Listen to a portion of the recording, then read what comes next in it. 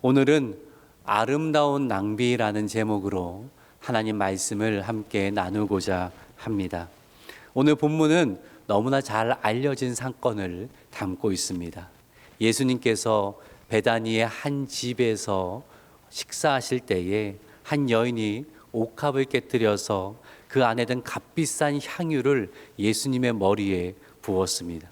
그 향유는 300데나리온 이상 된다. 즉 당시 노동자의 1년 정도의 임금이 된다라는 것입니다. 우리로 환산하자면 적어도 한 3천에서 5천만 원 정도 되는 아주 값비싼 향유였다라는 거죠. 오늘 본문에는 이 여인의 이름이 소개되어 있지 않지만 같은 사건을 기록하고 있는 요한복음 12장에는 이 여인은 바로 마르다 또 나사로의 동생인 마리아라고 이렇게 분명히 알려주고 있습니다. 마리아가 향유를 부었을 때에 주변 사람들의 반응이 어떠했죠?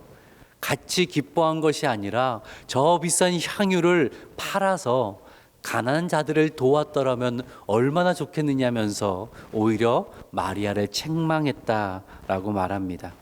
낭비했다는 거죠. 그리고 그 말에는 일리가 있어 보입니다.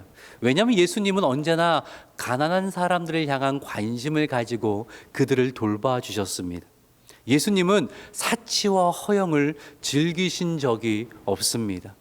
성경을 봐도요, 낭비를 경계하라고 말씀하고 있습니다. 여러분, 갈라디아 5장에 나오는 성령의 9가지 열매 중에서 가장 마지막 열매가 무엇입니까? 절제입니다.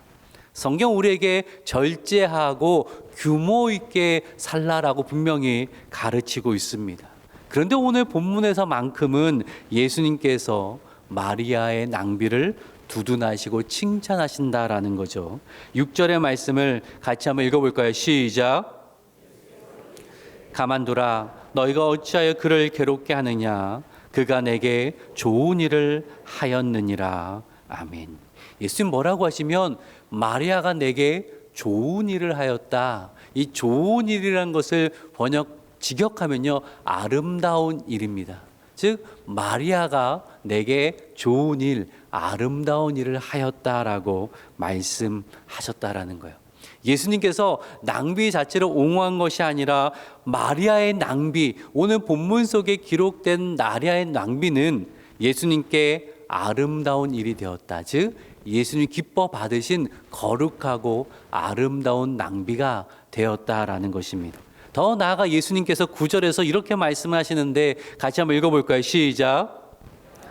너희에게 이르노니 온 천하에 어디서든지 복음이 전파되는 곳에는 이 여자가 행한 일도 말하여 그를 기억하리라 하시니라. 아멘. 복음이 전파되는 곳마다 마리아가 행한 일도 함께 전해질 것이다.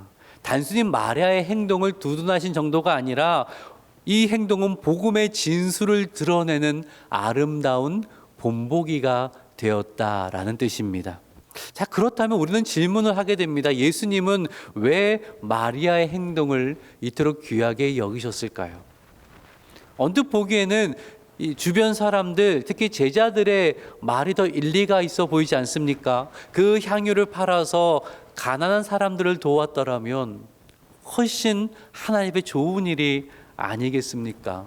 특별히 유월절을 앞두고는 가난한 사람은 돕는 것이 율법이 정했던 그러한 좋은 모습이었는데 예수님께서 오히려 마리아가 그 값비싼 향유를 부으라고 할 때 마리아 그렇게 하지 말고 나는 그렇게 값비싼 거 필요 없으니까 그거를 가지고 가난한 사람을 도와줘라 이렇게 말씀하셨다면 더 이해가 될 텐데 예수님은 그렇게 하지 않으시고 이것은 내게 아름다운 일이었다. 아름다운 낭비라고 하시면서 후대에까지 이것을 기억해야 되고 이것을 본보기로 삼아야 된다라는 말씀을 하셨다라는 거예요. 왜 그렇게 말씀을 하셨는가? 우리는 오늘 이 질문을 붙들고 마리아가 행했던 아름다운 낭비의 의미를 함께 살펴보려고 합니다. 그래서 우리의 삶도 하나님이 기뻐하시고 후대의 본이 될 만한 그렇게 믿음의 삶으로 이어지는 귀한 결단이 우리 모두에게 있기를 주님의 이름으로 축원합니다. 아멘. 예수님께서 마리아의 행동을 아름다운 일이다라고 인정하셨던 것은 값비싼 향유를 예수님께 드렸기 때문이 아니라 그 마음의 동기를 보셨기 때문입니다. 그 마음 속에 있는 것이 예수님 보기에 너무나 아름다웠다라는 거죠. 자, 이 부분 좀 살펴보도록 하겠습니다. 본문 1절은요, 사건의 배경을 보여주고 있는데 이때는 유월절과 무교절을 이틀 앞두고 있었다라는 거예요. 유월절은 초막절, 오순절과 함께 이스라엘의 3대 절기 중에 하나였습니다. 유월절이 어디에서 비롯되었죠? 출애굽의 사건에서 비롯되었잖아요. 하나님께서 애굽에 여러 재앙을 내리셨지만 바로의 마음이 완악하여서 하나님이 내 백성을 보내라고 하셨음에도 불구하고 그렇게 하지 않았습니다. 결국 하나님이 10번째 재앙을 통해 뭘 하십니까? 애굽에 있는 장자를 치십니다.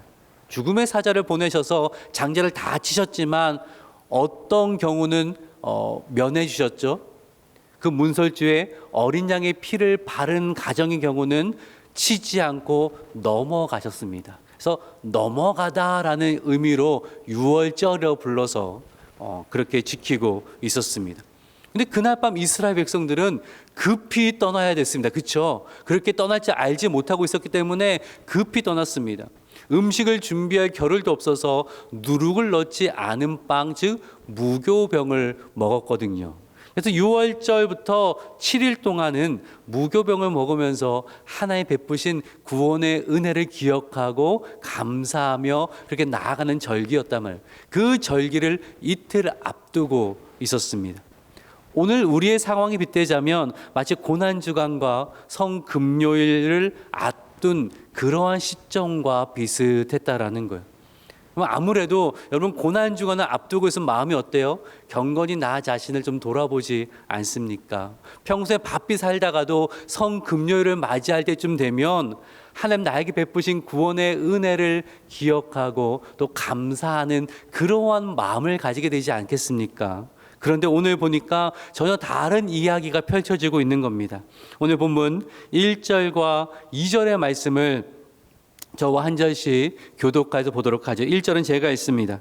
이틀이 지나면 유월절과 무교절이라 대제사장들과 서기관들이 예수를 흉계로 잡아 죽일 방도를 구하며 2절 읽습니다. 시작. 하지 말자 하더라. 아멘. 6월절을 앞두고 하나님 베푸신 은혜에 감사하며 경건히 나의 삶을 돌아봐야 할 그 본을 보여야 할 종교 지도자들 어떻게 했다고요? 예수님을 죽일 그 음모를 꾸미고 있었다라는 거예요. 그 마음속에 하나님께서 베푸신 은혜에 대한 감사가 아니라 예수님을 없애고자 하는 악한 흉계가 자리 잡고 있었습니다.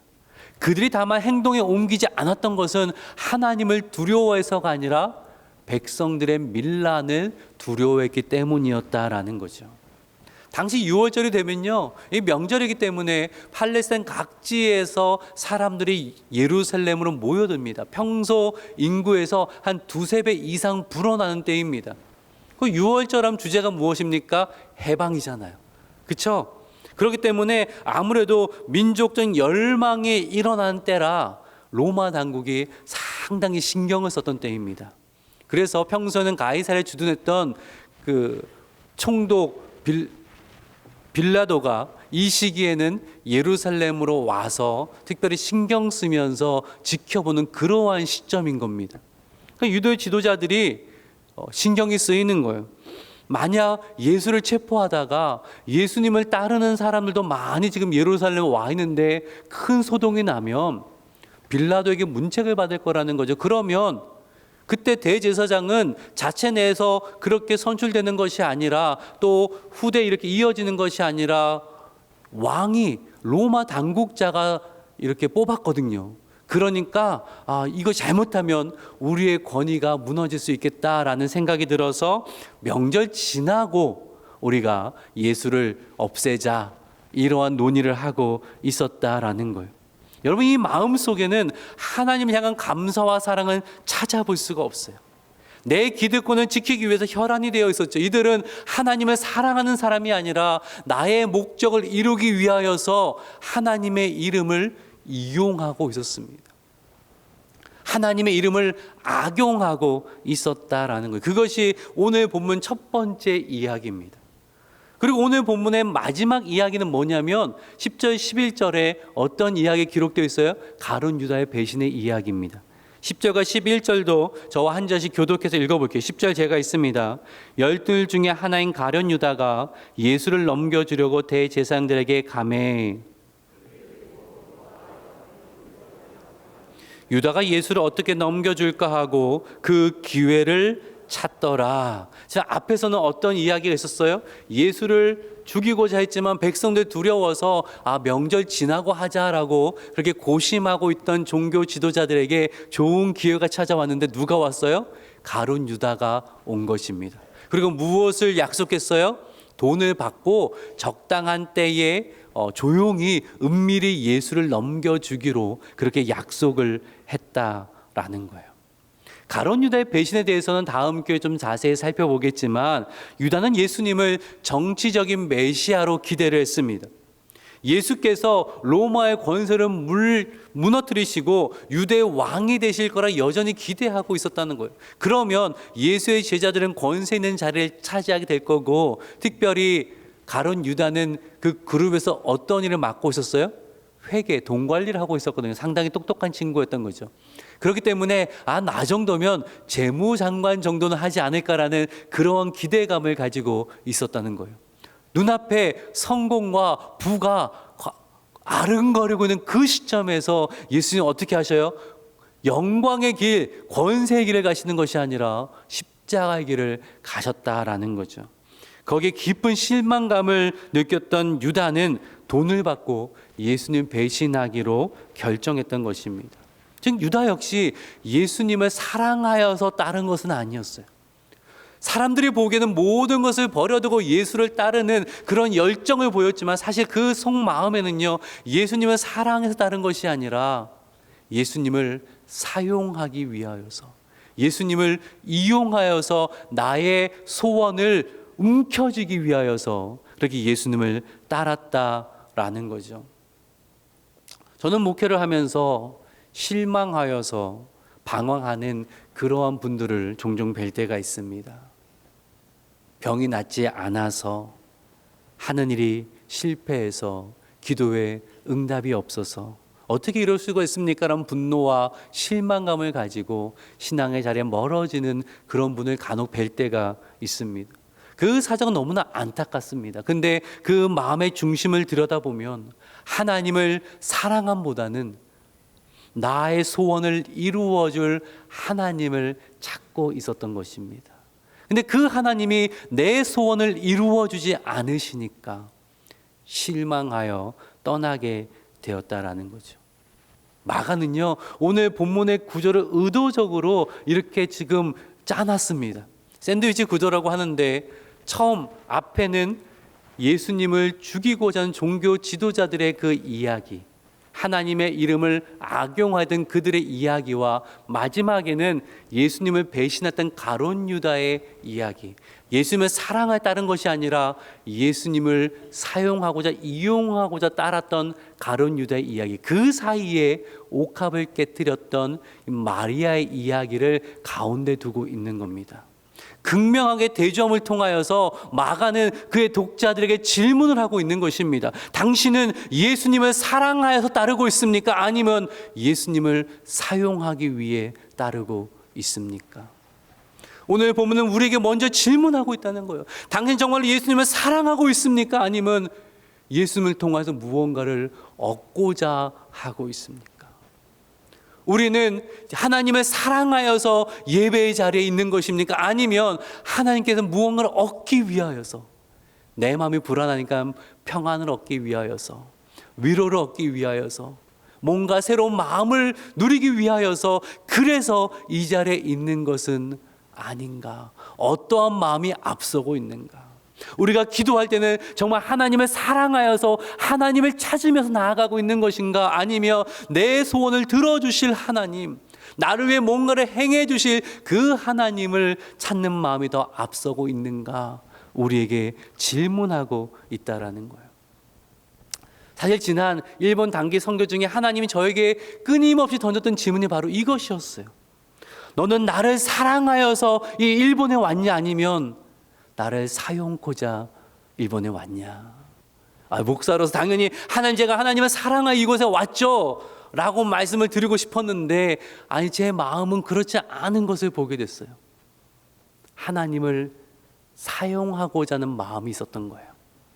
왜냐하면 일본 단기 선교는 3040 세대를 세우는 일환으로 기획이 됐던 것이었습니다. 처음 시도하는 가족 단위 선교였기 때문에 어린 자녀 데리고 뭘 할 수 있겠냐, 어떻게 뭘 할 수 있을까라는 그러한 우려의 목소리가 들려왔고요. 또 처음 하는 형태의 선교였기 때문에 여러 오해의 말도 들려왔습니다. 제 마음에 어떤 마음이 들었을까요? 뭔가 보여줘야겠다. 이게 그런 게 아니라는 것을 정말 보여주고 싶은 그런 마음이 제 마음 가운데 중심을 차지하고 있었다라는 거죠. 이 선교가 성공적이라는 것을 좀 보여주고 싶은 이 기획 자체가 참 좋은 것이었다는 것을 보여주고 싶은 마음이 제 안에 가득 있었던 거예요. 선교 현장 하나님께서 제 마음을 비추시는 거죠. 너 왜 왔냐? 너 왜 7가정을 이끌고 여기에 왔냐? 하나님을 사랑해서요. 일본 사람들을 사랑해서 그렇게 답하고 싶은데 그게 아니라 하나님을 통해서 뭔가를 이루고 싶은 마음이 더 앞서는 것을 보게 됐던 거죠. 사람들 앞에서는 일본을 사랑하여서, 하나님을 사랑하여서 제가 이곳에 왔습니다 말은 했겠지만 실상은 하나님을 통해서 뭔가를 이루고 싶은 마음이 앞섰던 저 자신을 보면서 참 회개를 했던 시간이 있었습니다. 그러면서 제 안에 좀 마음이 변화되기 시작했습니다. 일본 땅을 향한 그 하나님 마음이 느껴지기 시작했어요. 주님의 눈물이 제 마음 가운데 흐르기 시작했습니다. 그래서 그런지 주일날 나고야 아이치 그리스도 교회 설교를 하는데 어찌나 자꾸 이 눈물이 나는지 눈물을 참고 설교하느라 참 많이 애를 먹었습니다. 오늘 본문 속 마리아가 예수님을 사랑하는 마음을 정말 주체할 수가 없는 거예요. 그래서 한 행동이 옥합을 깨트리는 것이었습니다. 우리 3절의 말씀을 같이 한번 읽어볼까요? 3절 읽습니다. 시작. 시몬의 집에서 식사하실 때에 한 여자가 매우 값진 향유 곧 순전한 나드 한 옥합을 가지고 와서 그 옥합을 깨뜨려 예수의 머리에 부으니. 나병 환자 시몬의 집이었다. 아마 나병을 치유받지 못했더라면 당시 율법의 규례상 사람들을 집으로 초청하지 못했을 것입니다. 그러니까 치유받았다라는 거예요. 예전에 나병 환자였는데 아마도 예수님께 치유받아서 예수님을 모셨던 것 같습니다. 한참 이제 식사를 하고 있는데 어떤 일이 있었어요? 마리아가 순전한 나드 한 옥합을 가져와 깨트려서 예수님 머리에 부었다라는 거예요. 요한복음 12장의 기록을 보니까 마리아가 그 향유를 예수님의 발에 붓고 자신의 머리를 풀어서 그 머리카락으로 예수님의 발을 닦았다라고 그렇게 이야기를 하고 있습니다. 시대마다 나라마다 여인들이 아름답게 신경 써서 가꾸는 그러한 부분들이 있습니다. 요즘 뭔가요? 피부인가요? 피부를 아름답게 가꾸는 것이 많은 관심사가 되어 있는 것 같은데 당시는요 머리카락이었습니다. 이것을 참 소중하게 아름답게 가꿨고요. 그리고 머리카락을 사람들 앞에 함부로 풀지 않았습니다. 그건 수치라고 여겼거든요. 정말 사랑하는 남자 앞에서만 머리를 풀었었는데 또 민수기 5장을 보면 어떠한 경우가 있냐면요. 사람들 앞에 머리를 푼다는 것은 그 죄가 드러나서 인정하고 회개하는 그러한 상황이 됩니다. 마리아가 예수님 앞에서 또 사람들이 보는 모든 사람 앞에서 머리를 풀었다는 것은 무엇을 의미합니까? 주님, 나는 죄인입니다. 나 같은 죄인을 사랑하신 주님, 받아주신 주님, 그 주님에 대한 감사가 넘쳐나는 거죠. 주님 사랑을 표현할 길이 없으니까 어떻게 한 겁니까? 가장 귀한 향유 옥합을 깨트려서 그것을 주님께 드린 것입니다. 사람들은 못마땅히 여겼어요. 4절을 보니까 화를 내는 사람도 있었대요. 근데요, 가만히 보세요. 읽어보세요. 마리아의 가족들은 아무 말을 하지 않아요. 마리아의 가족 나사로와 마르다가 더 화를 내야 되는 거 아니에요? 그거 어떤 건데? 야, 그거 어떤 건데 그거를 그렇게 깨트리냐? 그렇게 말해야 되는 거 아니에요. 근데 아무 말 하지 않아. 왜요? 같은 마음인 거예요. 같은 마음인 거예요. 얼마 전에 예수님께서 죽었던 나사로를 다시 일으켜 주셨잖아요. 그 놀라운 은혜를 경험했어요. 그리고 지금 주님 어디로 가셔? 늘 말씀하시기를 너희들의 죄를 위해 나는 십자가를 지어 가고 있다. 그 사랑하는 주님의 죽음을 바라보면서 어쩌면 이게 마지막 기회라고 생각했던 것 같아요. 이 기회가 오지 않으면 나는 주님께 사랑을 표현할 수가 없겠다라는 생각이 들어서 마리아는 가장 귀한 것을 깨트려서 내가 사람들 앞에 머리를 풀고 나의 죄인, 죄됨을 인정하는 것도 괜찮았던 거예요.